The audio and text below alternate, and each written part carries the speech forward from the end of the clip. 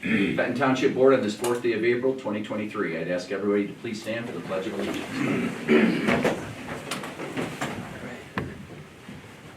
I pledge allegiance to the flag of the United States of America and to the republic for which it stands, one nation, under God, indivisible, with liberty and justice for all. Appreciate that, everyone. Clerk, will you please call the roll? Yes, Rain. Present. Reed. Here. Contra. Here. Krug is present. Kessler. Here. Gopel is absent. Tucker. Present. Yes, 6 members present. Thanks, Bob. All right, I'd like to note for the record that our Township Attorney, Jack Belzer, Operations Manager, Tom Broker, our Fire Chief is here tonight, Chief Ryan Bolts, are also present, and virtually via Zoom, that's it. All right, additionally via Zoom, we do have Alan and Melissa Lawrence from Lawrence Engineering, our Township Engineers. All right, Tom, will you detail the procedures for those attending tonight's virtual meeting? Yes, to the members of the public attending tonight's meeting in person or via Zoom, please be advised that this meeting is being recorded to be shown on public access television Spectrum Channel 191. Recorded meetings are also posted on the Fenton Area Community Television YouTube channel. For those attending via Zoom, we ask that you keep your microphone muted until we reach portions of the meeting where public comment is allowed. For tonight's meeting, there are 2 ordinance introductions during which public comment will be taken. All other public comment will be taken near the end of the meeting. Meeting materials are available for download on the Township's website at fentontownship.org. Thanks, Tom. All right, moving on to the first business in order, which is the approval of the agenda. Are there any requests to amend tonight's agenda? Hearing none, a motion is in order to approve the agenda as presented. So moved. Support. All right, motion's been moved and seconded. Any further discussion? Hearing none, Clerk Krug, will you please call the roll? Krug votes yes. Contra. Yes. Kessler. Yes. Reed. Yes. Gopel is absent. Tucker. Yes. The Rain. Yes. Motion passes. All right, and the agenda stands approved as presented. Moving on to the next business order is meeting minutes, including the packet of the meeting minutes for the March 21st regular meeting. Are there any corrections or requested revisions to these meeting minutes?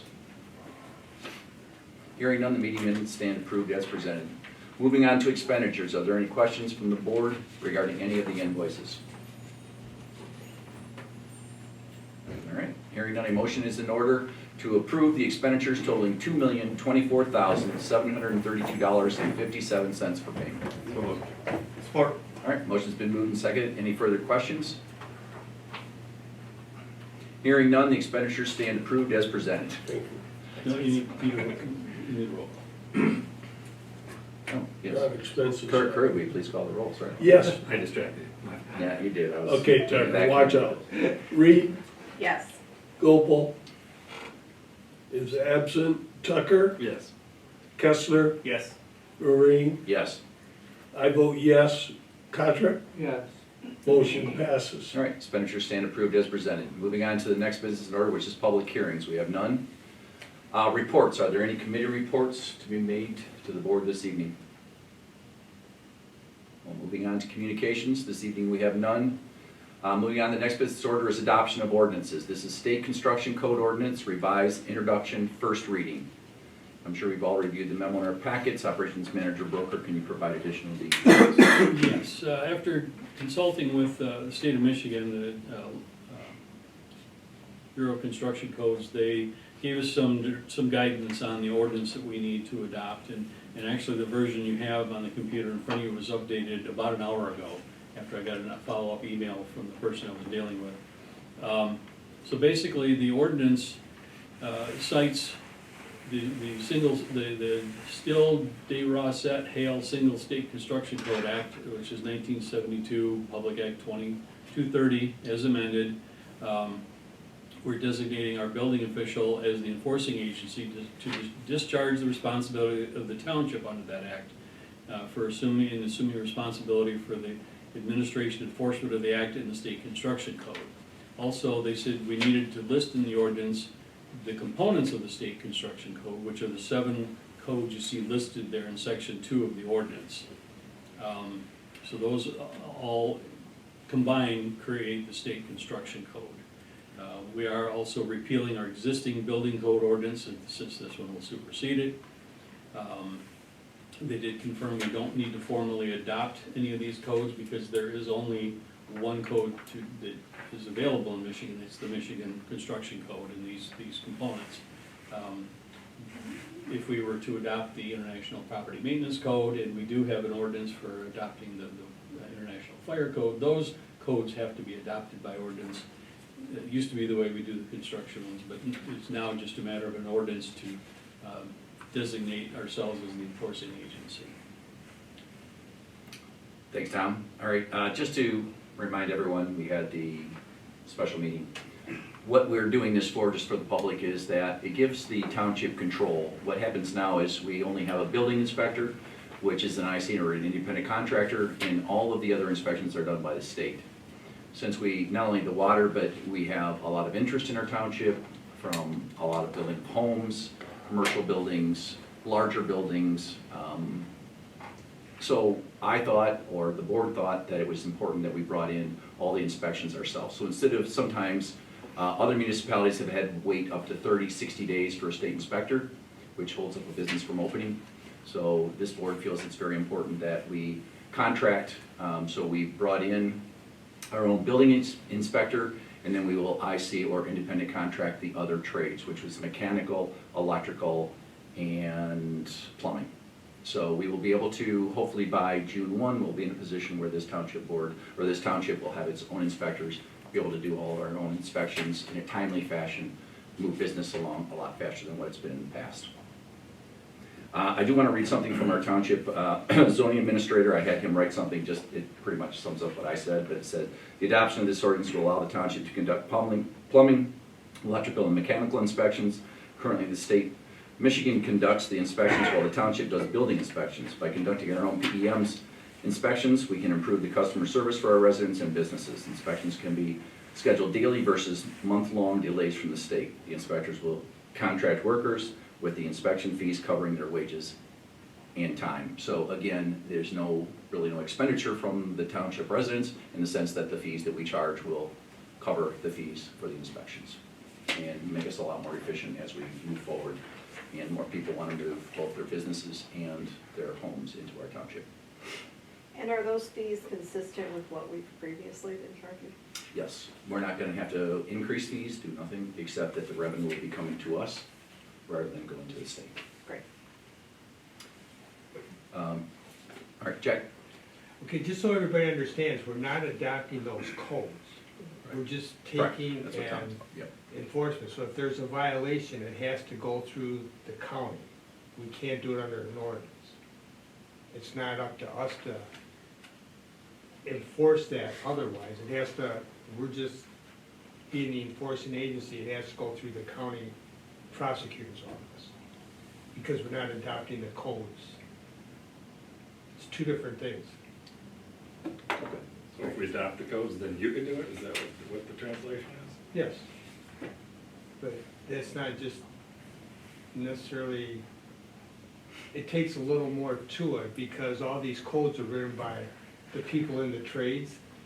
So there's all these things in the codes, if you adopt it, they need to be gone through, especially the first part of them, because it's very protective of the individuals as opposed to the township or the residents or whatever, because the plumbing code is written by plumbers to protect plumbers.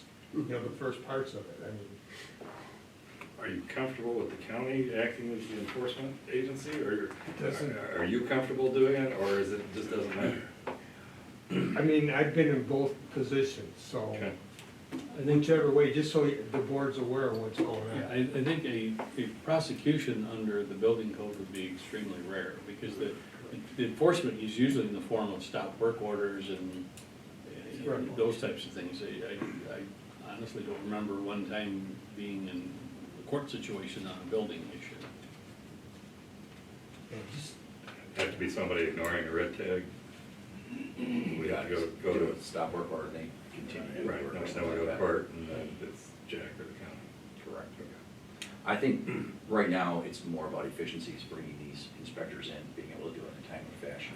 Before we really start to move in this township, I feel that, I've talked to other municipalities, Fenton Township is brought on their own inspectors, Fenton City. I think that if we don't do it, we're gonna be No, I don't question that, I was in a just, position that we can't I was take care of. just addressing Jack's question, and it sounds like it's not a big moneymaker for one or the other, either way it goes, so No. it's a point worth noting, but the bigger point is the one that you raised. All right, I will now open it up for public comment. Is there anyone here in person that would like to address the board regarding the state construction code ordinance? All right, hearing none, I'll move on to Zoom. Is there anybody attending? Mark, you're attending via Zoom. Is there anything that you would like to address the board regarding just the state construction code ordinance? No, thank you, sir. Thank you. All right. So there's no one here or anyone in Zoom. I will now close public hearing. Are there any questions or concerns from the board? All right, hearing none, the second reading and vote on the adoption of the proposed ordinance will be conducted at our April 18th meeting. Next, under adoption of ordinances, reckless discharge of firearms ordinance, introduction and first reading. Attorney Balzer, will you kind of? Sure, what this is an ordinance that mirrors state law relative to firearms, reckless discharge, and careless discharge of firearms. We've had a couple instances come about that, and it's the same thing I just said about the construction codes. This permits it to be addressed locally as opposed to going downtown to the county prosecutor's office. This doesn't infringe anything more than what the state law already does. It doesn't change anything, it's just, I like my wording better than the state law. And the state is kind of like two different ones, but I took from both of them and made it into one ordinance, but it doesn't prohibit or allow anything the state law doesn't already prohibit or allow. I mean, it's, yeah. And this was brought to my attention by our detective sergeant because we had a circumstance come about and we had to look through a lot of stuff to come up with violation. There were other violations, of course, besides, but this was brought about by Detective Sergeant Pritchard. You're still a sergeant, right? Okay. I don't know, you know, you're due for a promotion. Yeah, you're right. But anyways, that's why this came about, and like I said, it mirrors state law. Okay. Thanks, Jack. Before we open up public comment, Detective Pritchard, would you like to just address those attending and the board, just the reason, because it really stemmed from something that. Yeah, like Jack was saying, it's for safety, it's not for possession of firearms, it's not about concealing.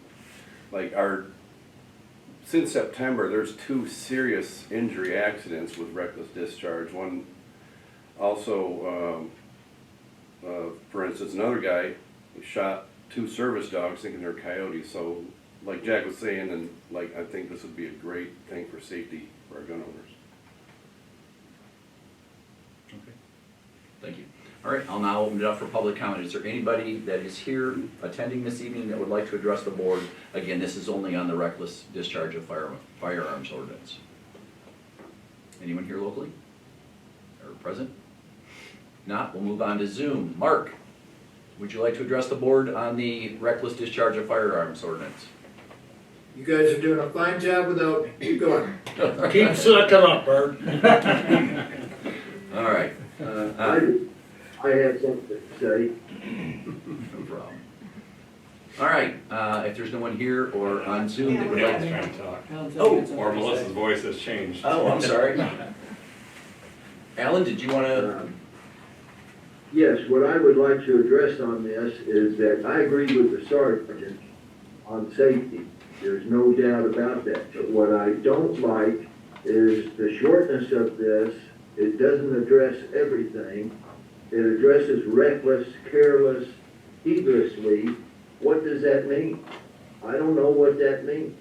Now, we can break that down into an ordinance to where, okay, no firearms for residents or residential areas. You have to have so many acres, whatever. He mentioned a coyote incident, shooting at a coyote and hitting someone, I take it. Well, okay, there's coyote hunting. That's going to happen. So I don't know what we're addressing here. It almost seems like we're trying to control guns.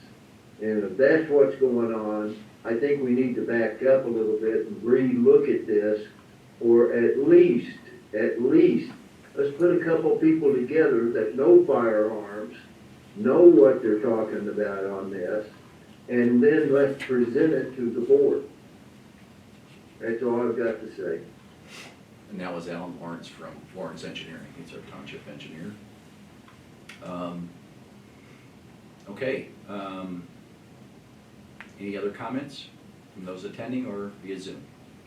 Hearing none, I will now close public comments. Are there any questions or comments from the board?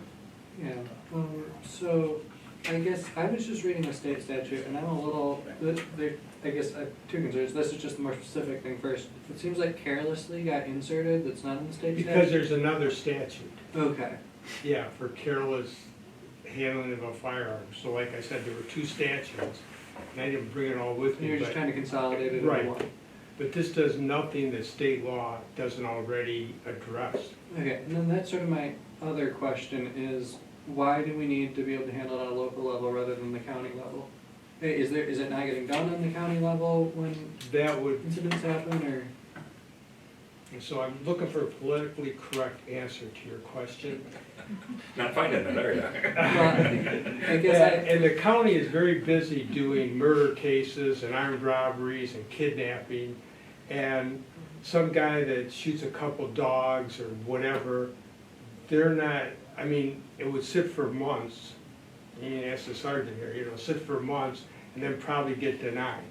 I mean, this gives us more ability to address this and be a little more specific as to how the case is resolved. Like in the one case that the sergeant was talking about where these dogs got shot, that was resolved where the fella just had to make restitution.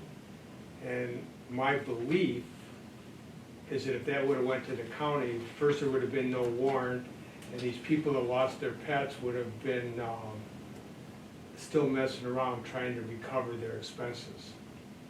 I mean, so it's just, I mean, I don't have any better way to tell you except that this is a lot more expedient and a lot more personal to the people involved. This is not gonna affect anybody's right to do anything that they already have or don't have. I mean, this just doesn't do that. And anybody that thinks that just hasn't read the state law and the cases under it. All these terms are defined by cases. Yeah, it's just, it's nothing new. It's just, the only thing new is that we get to address it locally, and it can be a lot more specific. And without all the concerns that the county's gonna have about murders, armed robberies, kidnappings and all that, because it's us. I mean, it's our community, our knowledge. Okay. Well, that was most of my questions. I guess I'm still not sure that, I'm not sure I like the idea of consolidating it down from two statutes to one, because we're moving, you know, just as far as like litigation goes, I imagine now we have it written completely different than the state law, so precedent isn't gonna map exactly the I don't same. believe that to be the case at all. Yeah, I don't believe that to be the case. And I mean, really, not like it matters, but I'm a big advocate of people having guns. I mean, me personally. All right, I mean, Not like that doesn't I matter. understand that, yeah, reckless discharge, it's completely different than, you know, I get that you're not departing from like the overall nature of state law, I wasn't saying that right. And one thing on Richard, that, go ahead. it's about knowing what you're shooting at, right? Like the first case I talked about in September, this guy was cleaning his gun, shot into the concrete, his wife's 9 months pregnant, shot her in the face. This is out on Linden Road. It's serious, and like he was saying, some of this stuff doesn't even get looked at downtown because we just had 3 murders over the weekend, right? And they're gonna look at, service dog, diagnosed service dogs from a doctor. And like he was saying, they're without, you know, this guy was a war veteran, and you know he's calling me up every day trying to get resources from the VA to get more. So he's pretty messed up from it. So with this woman that, you know, got shot or ricocheted into the face, did that not get arrested? Oh, I got charged downtown. Okay, that's fine. And it was reckless use. Yeah. Right. And that that could have been the same thing that we could have had. It was luckily brought downtown, they looked at it, but, yeah. Okay, I guess that's just what I'm, I just want people to know what they're shooting at, or be careful when they're cleaning their firearms. yeah, and I'm Especially not not trying to, loaded when they're cleaning them too. I'm not trying to get either of you to say anything bad about the county, it's just that it seems like that's the only reason to add our own ordinance, is that if we think it's not being dealt with Right. at the county level. Virtually every ordinance you have is covered under state law. So you Right. could theoretically have no ordinances. No drunk driving ordinance, no speeding ordinance, no drunk on the lake. You could get away with no ordinances, theoretically. That would take your enforcement to virtual zero, or real close to it. All right, any other questions from the board? I may differ than a few other board members. I asked Jack, I made a phone call to Jack about 2 weeks ago. I believe in smaller government works better, so to address your concerns. I have a problem with the ordinance, so I will be talking to Jack and probably to John and working through some of the issues I have or whatever they may be. But to me, like Jack said and Sergeant Pritchard addressed, is that I don't want to depend, I mean, I work for the residents and Jack works for the residents of the people here. I have to, every decision I make, I have to be accountable to the residents here. So to me, I would rather have control over someone recklessly discharging a firearm in my township. I want control to be able to do something that my constituents would want, not depending on what a prosecutor in the city of Flint wants. So, One more thing, I think, I'll just add that one of the reasons he got charged with, maybe the only reason, this is the second time this happened, this guy. So, he definitely needed it, and so that's why they looked at it more seriously, okay, we gotta do something this time. but what you're saying is maybe that wouldn't have happened if it Correct. wouldn't have been his second offense. Correct. So again, I just agree that, or disagree in the sense that I think that we should control things locally through ordinances. He does give us a little bit more power, and, you know, like Jack said, we could just not have any ordinances and allow the state to do things. I don't think we'd run very well as a township. So as a township, the more local control we have, it's our responsibility to, you know, we have to, the decisions we make, we're accountable to the people that we sit across from, so. Yeah, and I understand what you're saying, I just would add that it's only gonna give us more local control in the one direction, right? Like the county could still bring, if we didn't, or if we didn't want charges brought, counties could still bring Sure. charges. Mhm. It's only the rationing in the one direction. It's just, Correct. I just meant that as a clarification. That Okay. Yeah. All right, any other comments from the board? All right, hearing on the second reading and the vote on the adoption for the proposed ordinance will be conducted at our April 18th meeting. Next business in order is unfinished business. We have none this evening. Moving on to new business, we have the Genesee County Road Commission local road agreement. This is for Pinnacle Shores Street Improvement Special Assessment District. I do want to remind the board that our trustee, Catrick, has, that we voted on, that he can abstain from this SAD due to the conflict of interest because his parents live out there. Or you live out there also. Yeah, I live out there with, All right, we've reviewed the memo in our packets. It's been a broke, will you kind of just update us a little bit? Yes, this is a standard local road agreement with the Genesee County Road Commission. Approval of this agreement then allows them to move forward with the engineering design of the project and then bid it out. And then, once the lowest qualified bid would become the basis for the special assessment role. So, we're looking at a 2024 construction in all likelihood. So maybe later in the summer, ideally bidding it out maybe late fall when it's a little more opportune time, and with construction maybe a year from now. But the special assessment district has already been created, and as discussed, if the bid comes back more than 10% above, they do get another chance to tell us if they want to move forward. That's still a ways down the road, but the road commission can't do anything until this gets approved. Thanks, Tom. All right, are there any questions or comments from the board? Okay, I need a motion to approve the local road agreement with the Genesee County Road Commission for the rehabilitation of streets in the Pinnacle Shores subdivision as presented. So moved. Support. All right, motion's been moved and seconded. Any further discussion? Hearing none, clerk Kirby, will you please call the roll? Yes, Mr. Kotrick abstains. Kessler, Yes. I vote yes. Gopal is absent. Tucker, Yes. Lorraine, Yes. Reed, Yes. motion passes. Thanks, Bob. All right. Next on our new business, the proposed renewal of funding commitment, PEG coordinator. Again, we've reviewed the memo in our packets. Operations manager, will you provide details? Yes, so a couple of years ago, the board approved a 3-year funding commitment for $15,000 annual salary cost for the PEG coordinator. The current PEG coordinator is Randon Sia, who's the man behind the camera here and who does all of our meetings. He had lowered his request for salary due to a reduced time commitment. Things had gotten more efficient, he didn't need to spend as much time, and so it was reduced at that time. Well, last year, he advised us that he would prefer to step away from the PEG coordinator position. He's got family and business priorities that are more important, and rightfully so. And so the consortium has interviewed a couple of firms and has made a recommendation to hire Convergent Technology Partners LLC to take over as the PEG coordinator. It'll be kind of a team effort with their group.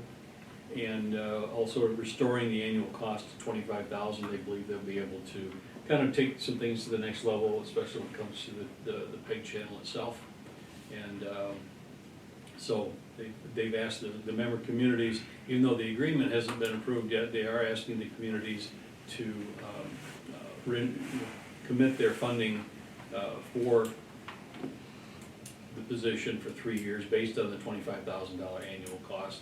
Our share of that, and there's a breakdown, and there's about roughly $6,100 per year. Thanks, Tom. Any questions or comments from the board? Which comes from PEG fees. No, the salary does not. The salary does not? No, No. we can only spend the PEG fees on capital purchases on equipment, Okay. which is why we make sure we bring this in great detail to the community so they understand that this is coming. It technically comes out of the franchise fees, if you will look at it that way. But it does not come out of the PEG fees because those are restricted. Any other questions, comments? All right, I need a motion to authorize the expenditure for up to $6,100 per year for 3 years toward the PEG coordinator salary to continue managing the public access channel 191 as presented. So moved. All right, motion's been moved and seconded. Any further discussion? Hearing none. Clerk, could we please call the roll? Yes. Gopal is absent. Tucker, Yes. Lorraine, Yes. Contract, Yes. I vote yes. Reed, Yes. Kessler, Yes. motion passes. Thanks, Bob. All right, the next business order is board comment. Is there anyone on the board who has additional comments or concerns? Yes. And I Yes, clerk, apologize taking time, John. Okay, Larry. But since the happenings in the world and most lately Tennessee, I've done a lot of research and stuff, and I'm asking the board to consider a cooperative program with the Township and Lake Fenton schools, starting in the 2023-24 school year, to provide officers or guards full-time at all 4 schools. If we do this and we feel we are unable to sustain our contributions, we have the option of taking it as a ballot question in August of 2024. I wrote here, I'm talking to you now, about our grant writers looking up for money. I met on my own with the superintendent of schools, Julia Williams, and she said that there is $178 million that will be freed up effective May 1st of this year for this type of purpose. The officers would be under the school's control. Also included would be training of staff on door security. If you look at the things that have been reported lately, it's either entry through a door that somebody happened to prop open The most recent one, will cover what my next point is, bulletproof glass at all entrances. If you have seen the tape, the person that killed the 6 people in Tennessee shot her way through the front windows of one of the entrances. And I am also informed that Premier Guards is a good program that utilizes retired deputies and officers, and we have several officers, retired officers, that live in the school. And if you look at it, if we were to take on all 4 of the officers, we're looking at somewhere between $140,000 and $160,000 a year. And if you split that in half, you're looking at $80,000. I'm just throwing it out there. I've been called stupid for bringing it up. Several other things that I won't repeat, there's too many ladies. But we have what I refer to as our general fund or slush fund that I believe, and Tom, correct me if I'm wrong, that could sustain this at least for the 1 year, and we could take it to the voters in August of 2024. I just need, Julie, I met with Julie today. She is all for it. What we're talking about is part of an element within the school's bond issue as part of the bulletproof glass and things like that. But I know the school runs on a real tight budget, and I guess I'm asking for your permission or to either go forward with it or not go forward with it. Any comments or questions from the board? Well, I think it's something that's definitely worth pursuing. I mean, it's important. You know, our schools should be protected, and too much of this is happening around our country. I don't know if we just hear about it more, or it just seems like there's a lot of mental illness and other issues out there that's promulgating this. I guess we probably need to step back and actually do some research and compile some data. And if this is something that the schools want, you mentioned that, you know, they're freeing up money. I guess I'm confused as to why we would partner with them. I mean, it's different if they, Well, their proposal is only for the bulletproof glass. and not the officers. And they are investigating hiring one more officer.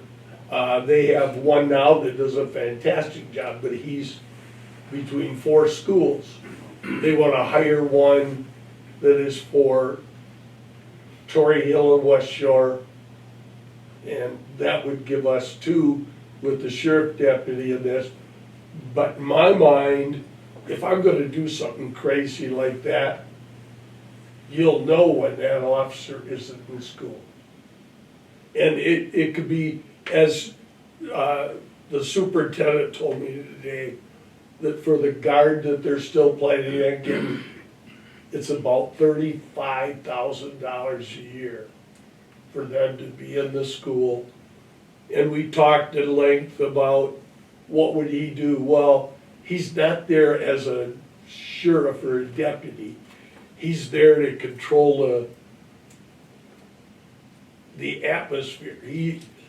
He's got to go, or he or she has to go around, check doors, let's say, every 2 hours. I think it's important, and our one we have now does it. He's made relationships with some of the kids that actually carries on well beyond the school.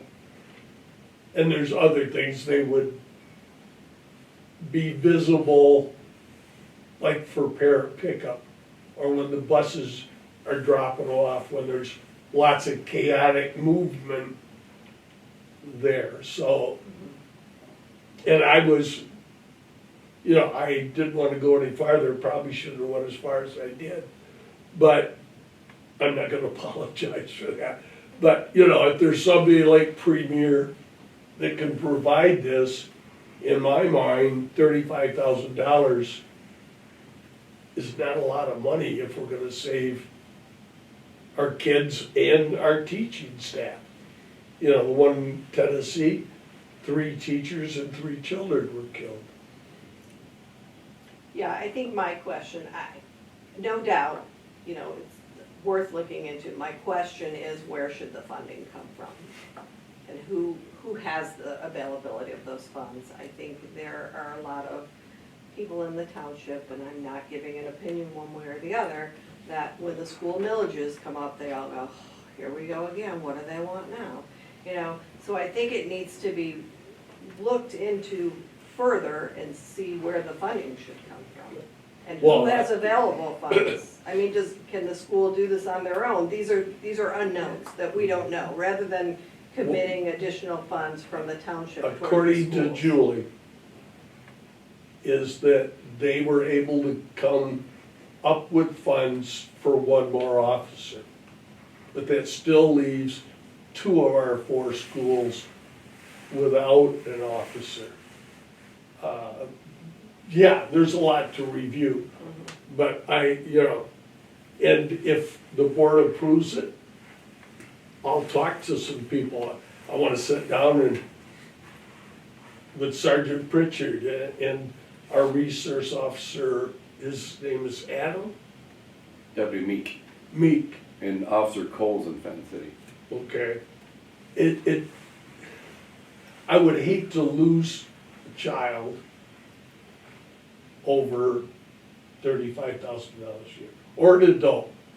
And to make light of this, I'll offer this. If we have this and it protects my little granddaughters that go to West Shore, it keeps me out of jail. Because if they hurt my grandkids, I'm gonna kill them and then I'm going to jail. But that's not a hard fact to figure out, as much as I've spoiled my granddaughters. I guess the only things I'd say is, I do think where the funding comes from, I'm not saying, maybe on like a temporary measure, it might make sense to do it from the township, but in a sort of permanent ongoing thing, I think I'd probably think the more natural fit is, you know, a millage increase on the ballot from the school district, because the school district maps outright with the, you know, so people not in the school district wouldn't be paying for what's happening in the school district and vice versa. So I think if we were looking toward like something, you know, being on the ballot, maybe eventually, I would think we'd probably want it like mapped right for the people who benefit from it to be the ones paying. Well, and I would think that it would directly result on better schools.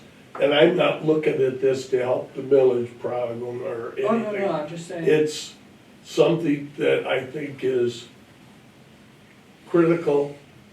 If I was one of those people and I seen a cruiser parked there or knew there was a guard in there, I would hope that that would be a deterrent. The one thing that I thought could really help us, and we've had good luck with them, are our grant writers, especially after Julie Williams, who is the superintendent, told me today that these funds are coming up as of May 1st. And she doesn't have a grant writer. She is the grant writer. So if we didn't really contribute ourselves, we being the township, if we could find something in the niche that provided them the money, I think we should be separate on most other things, but on this thing, the partnership just hits me in the face. Enough said for me. Right, and I wouldn't object to that, especially in a temporary way, but if there was a permanent way, I'd just rather that the funding source mapped to the, you know, to the sources being benefited from. And then also, I guess I wanted to ask, So they've currently got, you said the two, or they've got the one school They have resource one officer right and they're now planning who to is go to a- two. Sheriff, Um, deputy sheriff.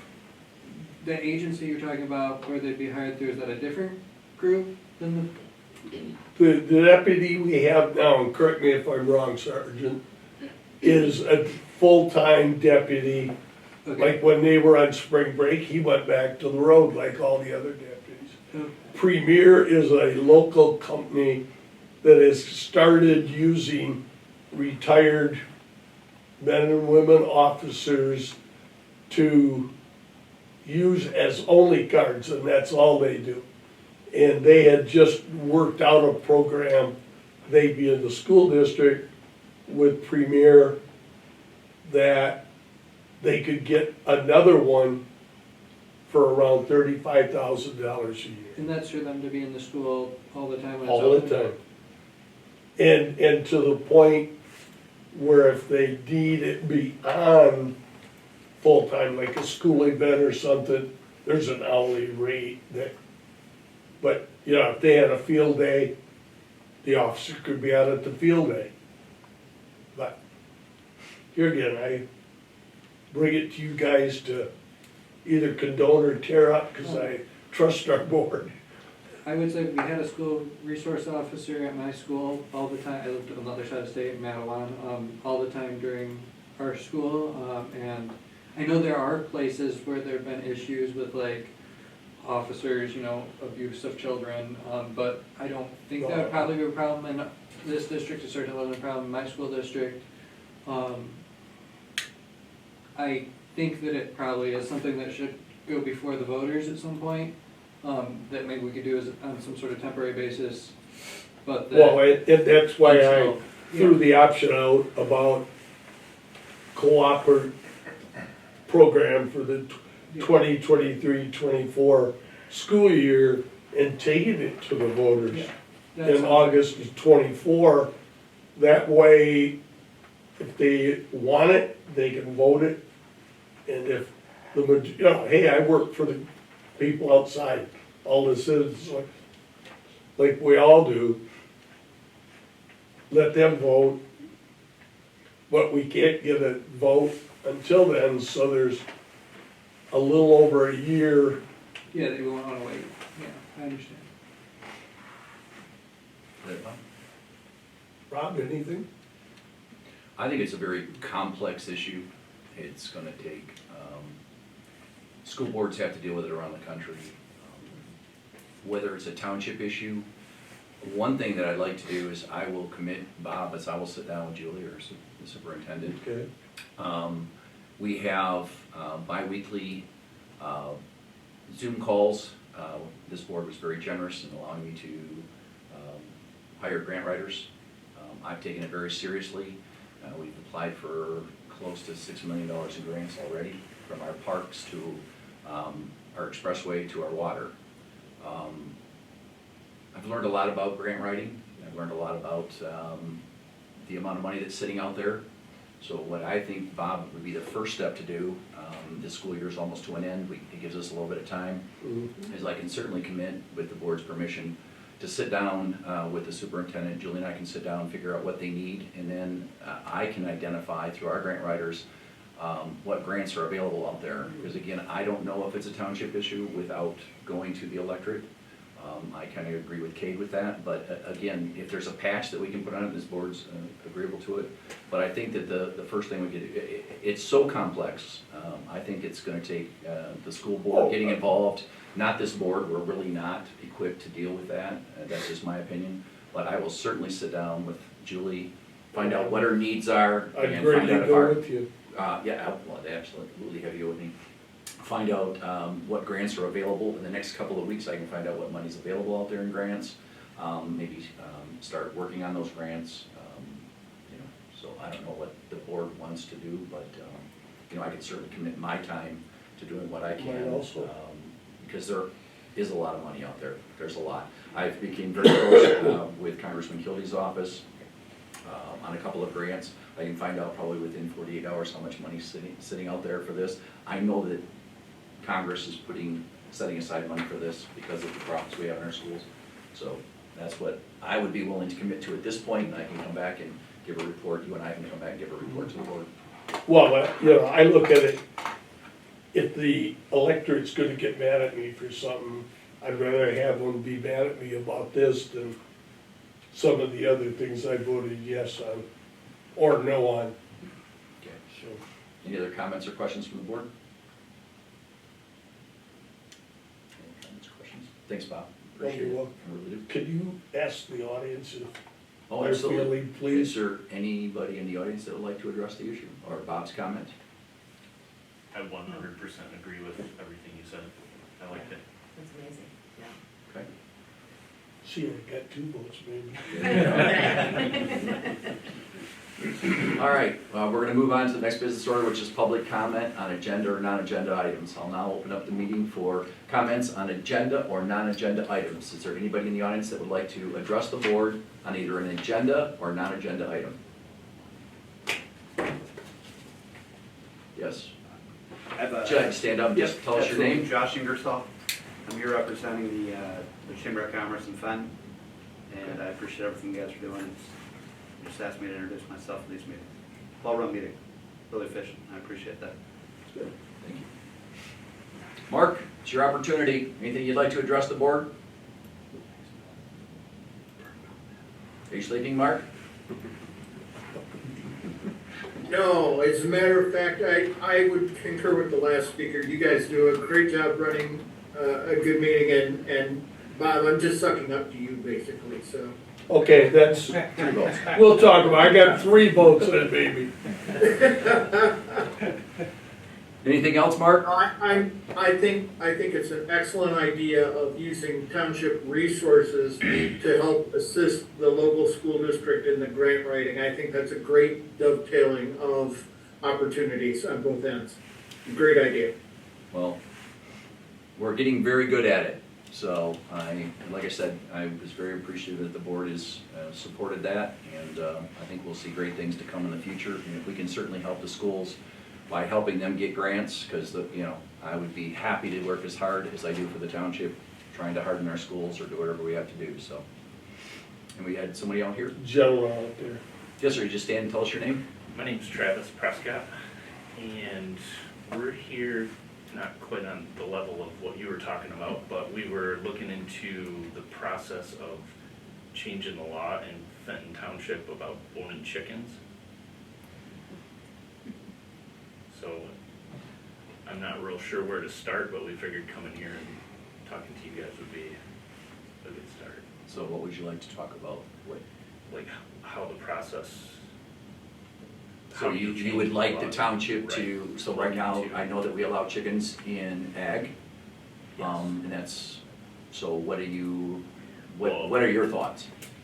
Property size, like if it went off of property size, cause we're outside of the agricultural and we have 1.5 acres and we're not allowed to have chickens. We have plenty of property, we're not in a neighborhood and we would like to get chickens, but We have chickens right now. she told But- us. No, Those are well, illegal aliens. Right. Well, we went to the right Undocumented thing. feathers. Yeah, undocumented feathers. Can you tell us your name, please? Carrie Prescott. Carrie. So it has never been a life goal of mine to own chickens, but we have 3 kids. We go through 5 dozen eggs every 2 weeks. And we have them, they're not noisy. There's no issue, but there's an issue. Yeah, so we got, our neighbors told on us right after we got them. They were given to us and we didn't even look into the law. We just got them. And then our neighbor told on us, whatever he is, came to our house and told us we couldn't have them. So now that we're used to having them, they don't make any noise, they're not hard to keep up. The eggs are amazing. And now we would like to look into what we can do to change that law to own chickens. Would the eggs be for personal use, Oh, yes, Totally. definitely. not sale? Oh, no. Oh, no. Well, I can address that. Zoning administrator Mike Dean and myself have had plenty of conversations on it. You're not the first one that's presented different ideas to the township. Right now, we are going through a master plan review, and we went through a Thompson Road corridor, and I think Treasurer Tucker can address this, but the Planning Commission is looking at all kinds of things, from short-term rentals, and I think chickens is on the agenda, correct? Wasn't aware of chickens being back on the agenda. Yeah, it is gonna be back, it is gonna be back on the agenda. We have a very unique township. I mean, we are a lake community, so as someone that's a riparian like myself, to me, I would love to have chickens, but I don't really think my property lends itself, even though I may have an acre on the lake, it doesn't lend itself to chickens, because even though I'm fenced in, I don't know. I mean, you've got dogs that live in, you know, that roam, and if you had a chicken and they got it's a complex issue, but I know that I have talked to Mike and asked Mike to go back to the Planning Commission again. So the best way probably to proceed would be to start at the Planning Commission, to make a presentation to the Planning Commission what you're looking at, and then ask the Planning Commission during the master plan review process that we're going through right now, is to talk to them about what you envision owning chickens would be like in the township. Because it isn't just an issue about, is it okay for me? It's, you know, we have to think of an ordinance, we gotta come up with lot sizes and where you live, and if you're a riparian, if you live on a lake. It's so much. Right. So it's a big issue. But Mike and I did have the conversation, and he is going to take it back to the Planning Commission. You got chickens coming, John. You got chickens coming. We've had this conversation. Won't be the first time. Yeah, right. But really, in my opinion, it should start at the Planning Commission. Especially now is an important time because we are going through the master plan. And that would be the time to make those changes. But again, that's what I would do is, we really appreciate you coming to the board. And I'm not trying to tell you not to come here, I'm just saying that Sure. there's a process that I think is better, and that's probably starting it, you know, giving your first presentation to the Planning Commission, and then letting the Planning Commission come to this board with a recommendation from the Planning Commission during that master plan process, that's something that we can vote on, rather than just, you know, trying to go from the top to the bottom. Right. Start somewhere here, because that's where it all starts, right there. Could Do you agree with that? Treasurer Tucker, 100%. Could they talk to Mike to see what That his was presentation? the last thing I was gonna say, Okay. is the best thing to do would be to come in and talk to our zoning administrator. His name is Mike Deem. Or feel free to call me and I can set up a meeting. I'll be glad to sit in any meeting that you want. And then he could start the process. And like everything else, one resident is nice, but 100 is better. Okay, well, that was our next plan. I wanted to see how this all worked, and then, We work for you. perfect. So if you got 100 people that want chickens, bring 100 people to the meeting and force the Planning Commission into listening. That's all I can tell you. I mean, you know, everybody on this board works for you, so Awesome, I appreciate that. not a We problem. appreciate your time. Thank you. Thank you.